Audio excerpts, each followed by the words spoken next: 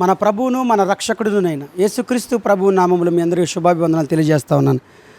మత్తయి సువార్త 12వ అధ్యాయము 1వ వచనంలో, ఆ కాలమందు యేసు విశ్రాంతి దినమున పంట చేలలో పడి వెళ్ళుచుండగా ఆయన శిష్యులు ఆకలిగొని వెన్నులు త్రుంచి తినసాగిరి.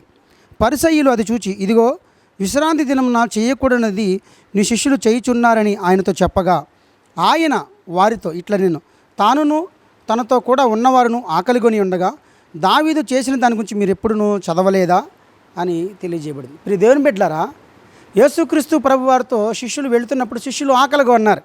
పాపం వారు ఇంకా ఆధ్యాత్మిక స్థితిలో ఇంకా బలపడలేదు కనుక, వారికి శరీర రీతిగా కొంచెం ఇంకా ఆహారం కావాలి కనుక వారు వెన్నులు తుంచి తినసాగారు. కానీ యేసుక్రీస్తు ప్రభు యొక్క ఆకలి ఏంటంటే ఆత్మలను సంపాదించటమే, దేవుని యొక్క రాజసువార్తను ప్రకటించటమే. కాబట్టి ఆయన ఎప్పుడు కూడా వెన్నులు తుంచి తినసాగినట్టుగా ఎక్కడ కనపడాల. ఆయన ఆకలిని చంపుకున్నాడు, కానీ మరి ఇక దేవుని విషయంలో మాత్రం రాత్రనక పగలనక తిరుగుతూనే ఉన్నాడు ఆయన. అయితే ఇక్కడ ఈరోజు అంశంలో వెన్నులు త్రుంచి తినసాగినప్పుడు అక్కడ పరిచయాలు చూసి, ఇదిగో విశ్రాంతి దినమున చేయకూడనిది వీళ్ళు చేశారు అని చెప్పి అన్నప్పుడు ప్రభువైన యేసుక్రీస్తు వారు చెప్తున్నారు. ఇక్కడ దావీదు కూడా ఆ దినాల్లో యాజకులే తప్ప మరి ఇంకెవరూ తినకూడని సముఖపు రొట్టెలు తిన్నాడు కదా, మీరు దాన్ని గ్రహించలేదా అని ఇక్కడ పరిచయాలతో అంటూ ఉన్నాడు. చూడండి ఇప్పుడు దేవుని బిడ్డారా, దేవుడు ఈరోజు మనం తినిన దాన్ని బట్టి లేదంటే మనం ఏదైనా వస్త్రాలు ధరించిన దాన్ని బట్టి ఆయన కోప్పడ్డు. మీరు ఖచ్చితంగా ఆయన మనసు తెలుసుకోవాలి. ఆయన కనికరమనే కోరుతున్నాడు, కానీ బలిని కోరడు. దావీదు యాజకులే తినాల్సినటువంటి రొట్టెలు మరి ఆయన తిన్నప్పుడు మరి దేవుడు ఏం చేయాలి? కానీ దేవుడు ఆనాడు దావీదు నేను చేశాడా? చేయలేదు. విశ్రాంతి దినమున శిష్యులు వెన్నులు తుంచుకొని తినసాగినప్పుడు దేవుడు వారిని అన్నాడా? ఏమనలా.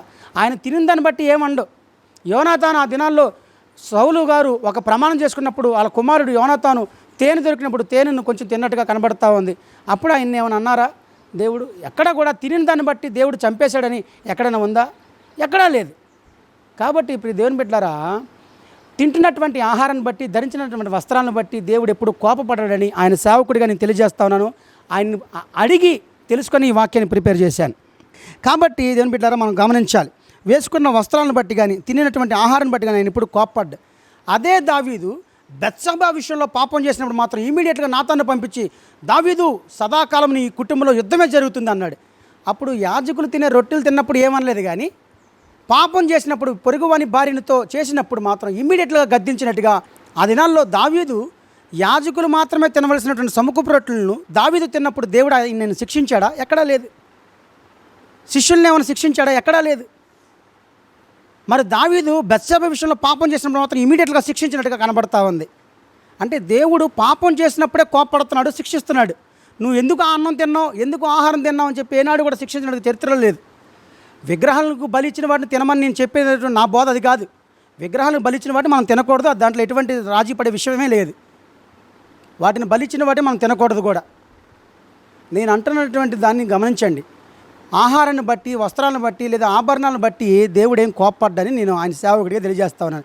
మరి దేన్ని బట్టి కోప్పడతాడండి? పాపం చేసినప్పుడే కోప్పడతాడు. శిష్యులు ఎన్నోసార్లు అవిశ్వాసంతో ఉన్నప్పుడు అల్ప విశ్వాసాలు, ఎందాక మీతో కాలం ఉండాలి నేను అని చెప్పి వారిని గద్దించాడు. ఆ విషయంలో వారిని గద్దించినట్టు కనబడుతుంది, కానీ ఆహారం ఎందుకు తిన్నారు అని చెప్పి ఏనాడు కూడా గద్దించినట్టుగా కనబడట్ల. ప్రియ దేవుని బిడ్డలారా, గమనించండి.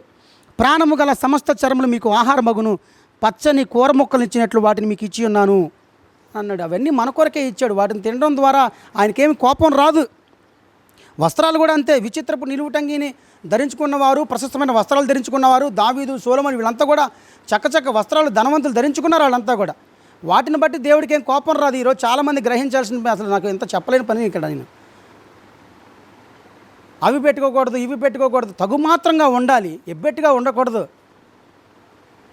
వస్త్రాల విషయంలో, ఆహారం విషయంలో దేవుడేం కోప్పడ్డండి. నువ్వు పాపం చేస్తున్నావా ఎదుటి విషయంలో? విగ్రహాల జోలికి వెళ్తున్నావా? విగ్రహం బలిచిన వాటిని తింటున్నావా? మాంసంతో పాటు రక్తాన్ని కూడా వండుకొని తినేస్తున్నావా? వాటి విషయంలో నేను ఖండిస్తాడు తప్ప, నువ్వు ఎర్ర షర్ట్ ఎందుకు వేసుకున్నావు, నువ్వు పచ్చ షర్ట్ ఎందుకు వేసుకున్నావు, తెల్ల షర్టే కదా నువ్వు వేయాల్సిందని ఎక్కడైనా అన్నాడు ఎవరినైనా? సరిగ్గా ఆయన కనికరంనే కోరుతున్నాడు, బలిని కోరట్లేదు అనేది మీరు గమనించి ఆయన మనసు తెలుసుకోండి. మీ అందరి కొరకు ప్రాణం పెట్టినవాడు ఆయన. మీరు ఏ వస్త్రాలు, మీరు మంచిగా ఉండాలని ఆయన కోరుకుంటున్నాడు. చక్కగా మీరు అభివృద్ధి చెందాలని మిమ్మల్ని బట్టి దేవుని మహిమపరచబడుతుంది. కాబట్టి గమనించాలని నేను ఆయన సేవకుడిగా తెలియజేస్తా ఉన్నా. కాబట్టి ప్రియ దేవుని బిడ్డలారా, గమనించండి. కాబట్టి పాపం విషయం చేస్తేనే మీరు భయపడండి. ఏమి తినినా ఏమి ధరించినా ఆయనకు కోపం అనేది రాదు. ఆయన సేవకుడిగా తెలియజేస్తూ ఉన్నాను. మీరు ఏ ఆభరణములు ధరించుకున్నా ఆయన ఎదుట మాత్రం మీరు సాష్టాంగపడి ఏ వ్యక్తికి కూడా పాపం చేయకుండా ఉంటే కనుక దేవుడు వెళ్ళని కూడా మిమ్మల్ని ఎప్పుడు కూడా అంటిపెట్టుకొని ఉంటాడు. మీకు సహాయం చేస్తాడు మీరు వెళుతున్నటువంటి ప్రతి విషయంలో కూడా. కాబట్టి గమనించి ఏమి తినినా ఏమి త్రాగినా లేదా అనగా ఆల్కహాల్ కాదు, ఏమి వస్త్రాలు ధరించుకుని ఆయన కోపం రాదని, పాపం చేస్తేనే కోప్పడతాడని ఆయన మనసును గ్రహించిన వారే పాపమును దూరంగా ఉండండి. పైన ఆచారాలకు దగ్గరగా ఉండి శరీర విషయాలుగా అన్నీ చేసేసుకుంటూ పోతాను, అది మంచిది కాదని నేను ఆయన సేవకుడిగా మీ అందరికీ తెలియజేస్తా ఉన్నాను. ప్రార్థన చేసుకుందాం. స్తోత్రములు తండ్రి, పరిశుద్ధుడైన మా ప్రభువానికి వందనాలు, స్తోత్రాలు.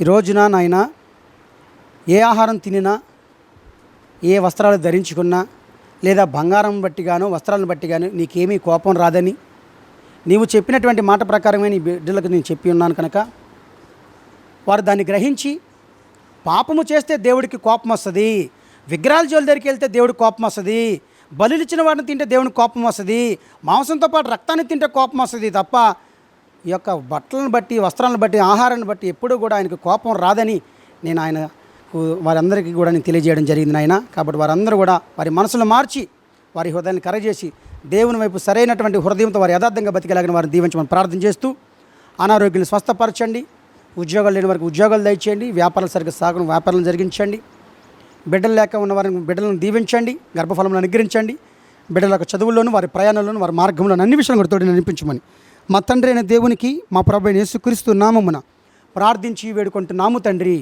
ఆమీన్, ఆమీన్. ప్రియ దేవుని బిడ్డలారా, ఈ యొక్క వాక్యము మీకు ఆశీర్వాదకరంగా ఉన్నట్లయితే కనుక అనేకులకు ఈ యొక్క వాక్యాన్ని పంచమని దేవుని సేవకుడికి తెలియజేస్తాం. God bless you, God bless to all. షాలం, షాలం to all.